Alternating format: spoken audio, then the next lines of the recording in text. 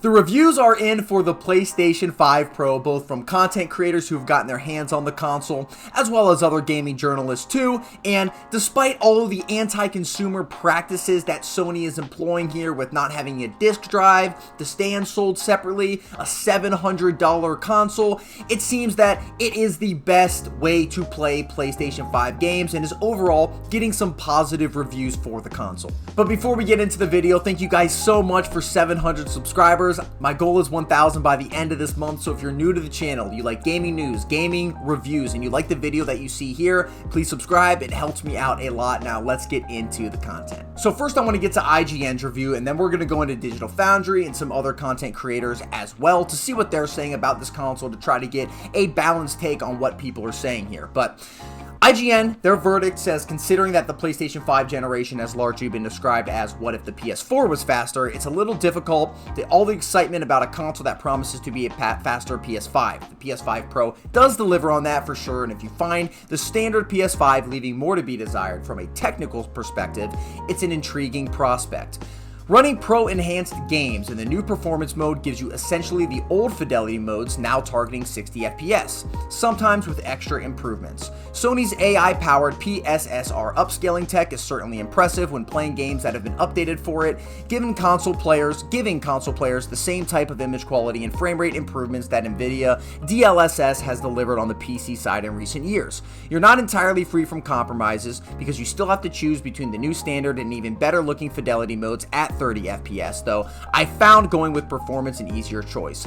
At $700, it's not cheap, so you have to really desire that visual upgrade, knowing that it doesn't transform the gameplay experience at a fundamental level. And to be fair, Sony never said it would, so as it stands, the PS5 Pro isn't essential, but it is certainly nice to have. So based off of this IGN review, it kind of seems like the PlayStation 5 Pro is going to look better. The games that you're playing on it, the ones at least that have been updated, are going to look better on this console, whether it's ray tracing, their upscaling tech, but I don't think it's going to actually have better gameplay for all of the games. Some of them are going to be able to be played at 60 FPS on the fidelity modes, but a lot of them are still going to be 30 FPS, even if they are PS5 Pro updated games that are supposed to look better or play better. Not all of them are going to have this. They can still just have the ray tracing added and be a PS5 Pro enhanced game. And again, I do think that is a pretty big bummer for me because I at least want to play the fidelity modes on 60 FPS for these enhanced games. What they're not mentioning here, at least in the verdict specifically, is that you're not getting a disc drive.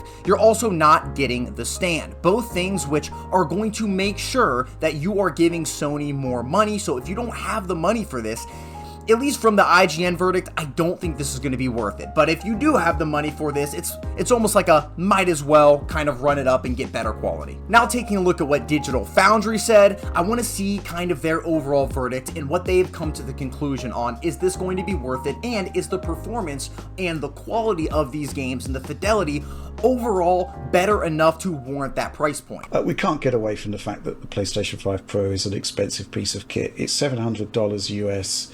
£700 in the UK. Prices seem to ratchet up even more in Europe, I think partly because of the VAT side of things. Europe and Japan are real bad. Yep. And then you've basically, if you are invested in the physical media, which a lot of the audience are going to be, bearing in mind, who it's targeted at, you've basically got to buy that $80 optical drive. It's £100 in the UK, which is remarkable. 120 in Europe.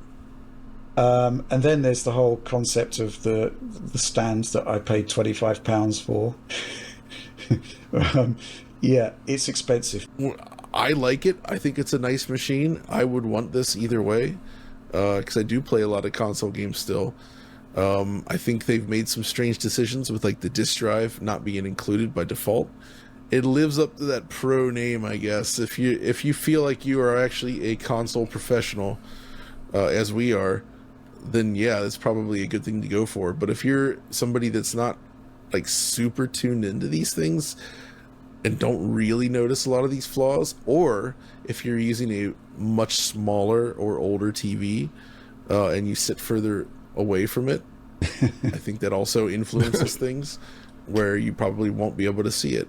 But if you're if you're like me using a fairly big TV, I think Rich and I were both using 77-inch now, and I sit rather close to it, so the benefit is extremely obvious. Make sure you go watch Digital Foundry's entire review here. They do an amazing job, as always, going in depth about the PlayStation 5 Pro console. They are definitely experts in this space, and they released over an hour-long review packed full of really good information here. But their overall verdicts are basically saying it is worth it for some people, but not all. If you're somebody that has a gigantic TV, a big TV, and that's what you like to play games on, and you're playing more of those cinematic experiences, it seems like, not necessarily an FPS multiplayer game like Call of Duty, it's probably worth it if you're sitting close enough to where you're going to be able to notice all of the different upgrades. If you're probably just sitting down and playing games on a smaller monitor, it's probably not as worth it. And then aside from that, they definitely go into why it's a little bit anti-consumer with the $700 price tag, with the disc drive and the stand, again, sold separately, which right now, these aren't really even in stock anywhere. So you're probably going to be spending a couple $100 extra on top of the console just to get these on day one if you want them and don't want to pay the base price. And even if you want to pay the base price, it's definitely just an easy $100 extra you're going to be spending to get the feature complete PlayStation 5 Pro. But aside from this, they do say that it is a noticeable performance and fidelity upgrade for a majority of games that are at least enhanced for this console. Lastly, I want to go through some content creators and what they have said about it. Joel Raptor on the left here has already gotten and used the PlayStation 5 Pro, has a really great podcast with Lou Stevens called the Free Roam Podcast. Make sure you go take a look at this as well. Another over hour long of just talking about the PlayStation 5 Pro, but here's what they had to say. My stance on this, we went through it earlier on stream, is I think if you have never bought a PS5 Pro is probably where you should go, save up a little extra money. It's the most powerful one. You'll be able to like really crank it in the years that come as we start to get games like Ghost of Yotei, whatever Naughty Dog's working on, that type of thing. So I think if you don't have one and you're going to get one in the next year, get a PS5 Pro, sure. For people that currently have a PS5, I think it's really hard to justify that $700 price point. So overall, what they're just saying is that it's worth it if you don't have one and you can save up a little bit money and get one, because again, the graphics and the performance are reasonably better enough to just warrant you getting one if you haven't already spent money on the original console. But if you have an original console, it's probably not as worth it. My overall thoughts here kind of echo their sentiments, although I haven't gotten my hands on the PlayStation 5 Pro, obviously, which most people have not and probably won't for a while. I just don't think it's worth it. Again, if you already have a PlayStation 5 and you already play games on something like a smaller monitor, I don't think it's worth it, especially because of how much more money you're going to need to spend and try to go out of your way and waste time trying to find a disc drive and a stand that, like the PlayStation 5 Pro, are probably already or are going to be sold out immediately. And if you really want one on day one, you're going to have to go out and actually buy these for more money off of someone else who already has one.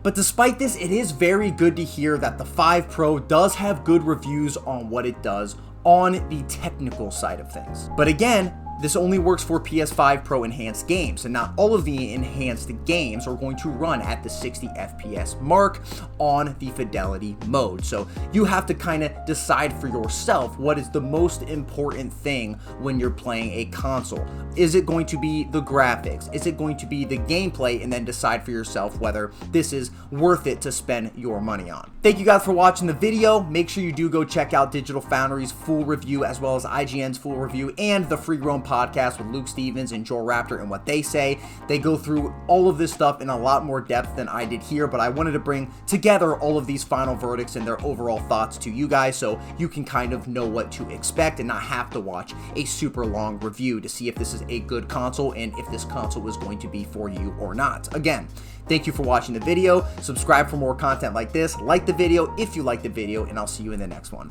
Peace.